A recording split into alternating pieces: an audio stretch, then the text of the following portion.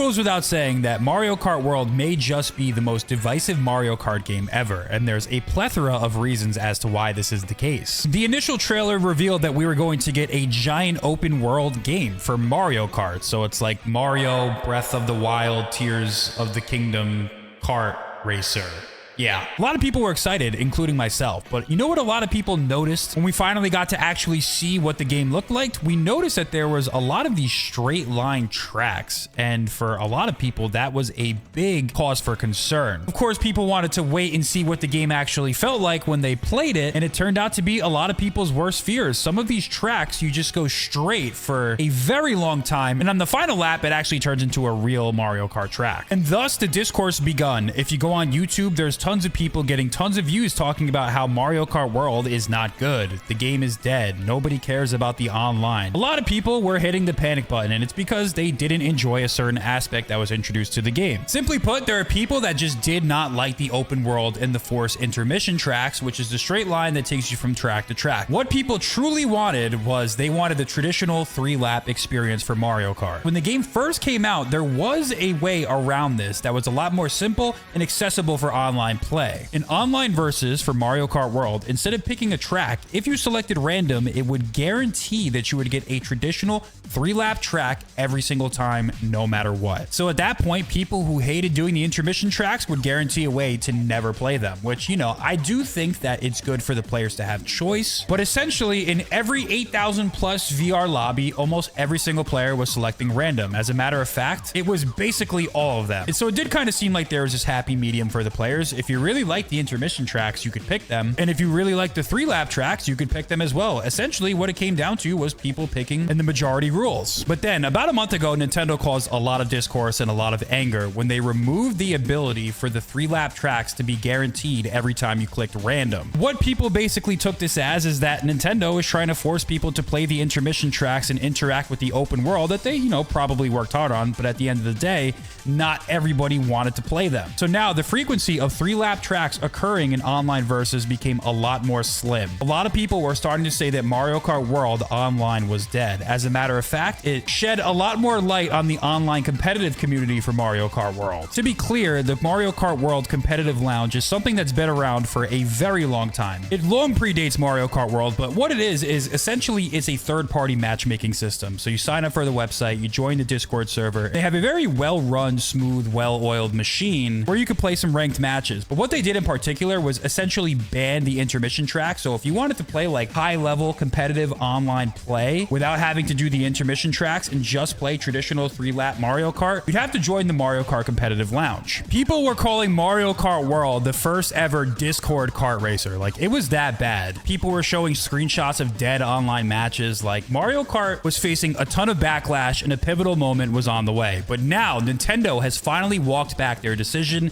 and they dropped a new update, a new patch. So now that we have all the context and backstory for people who aren't familiar, let's go into the new patch notes and discuss and give our thoughts. So here it is. Mario Kart World 1.2 update is out now. The patch notes say that 3-lap courses appear more often for voting, CPU nerfed, and more. So let's take a look. In the versus race of single player, they added a no comm to the comm rules. In versus race of single player and multiplayer, they added mushrooms only to the item rules. You can now choose view replay after downloading ghost data in the time trial. So that's actually really good for watching the world records. You can now choose whom to watch when spectating in Knockout Tour and Balloon Battle in online play, wireless play, and LAN play. That's actually a really good feature. It's kind of like one of those basic things that you think should be there, but I actually really do like that. When using camera play in multiplayer and online play, the game will now remember the camera cursor position and size until the player closes the game. If you change the number of people playing, the cursor position and size will return to their original settings. I feel like I have to read that a couple of times to figure that out. Oh, camera play. Is that like the Nintendo Switch camera that no one bought? On the free roam map, when you gather all the P-switches, question mark panels, and Peach medallions, the colors of various numbers will now change. I'm guessing that they finally made the collection UI a little bit better. I don't know. I'm just like, I need time to process and read things, okay? They made the comm weaker in everything other than battle. They made the homing of boomerang weaker. Okay, so they nerfed the boomerang. Cool. I hate the boomerang. I hate getting hit by that. They decreased the probability of getting a triple dash mushroom in the low position whenever the item rules in a race are anything other than frantic. Okay, so at first I thought that was like a bagging change. I think that would have buffed bagging actually, but it looks like, I think that's just for like custom rules for frantic, if I'm not mistaken. I don't know. For a second, I was like, wait, there's no way they just buffed bagging. They changed it so the order of getting question mark block is higher than in the past whenever the item rules in the race are frantic. Okay, so that's just like, we don't care about that. They made it so the wheel spinning animation, if the player presses the A button acceleration too early when starting a race while driving. Okay, players will not lose speed even when spinning wheels. Okay, and here it is. Here's the big one. Increase the frequency of lap type courses appearing in the selection when choosing the next course in versus race and wireless races. So this is the big thing, guys. The intermission tracks may be just a little bit more fewer and far in between. We might be saved for Mario Kart World. For those of you interested and want the full patch notes, there's also a bunch of glitches. I don't know if any of these are useful. I'm not going to go through all of them because it just seems like it's going to be minor things, but the big thing to take away from all of this is that Nintendo has finally listened to the people's feedback. It did kind of feel like things were getting a little bit out of hand with this game. Nintendo, ever since the Nintendo Switch 2 was honestly leaked, they've handled pretty much everything about this console just extremely poorly, from miscommunication on the prices to charging $80 for a kart racing game to increasing the prices basically across the board for the video gaming industry to not having a very large library of games to upgrade to. While the Switch 2 definitely is certainly an upgrade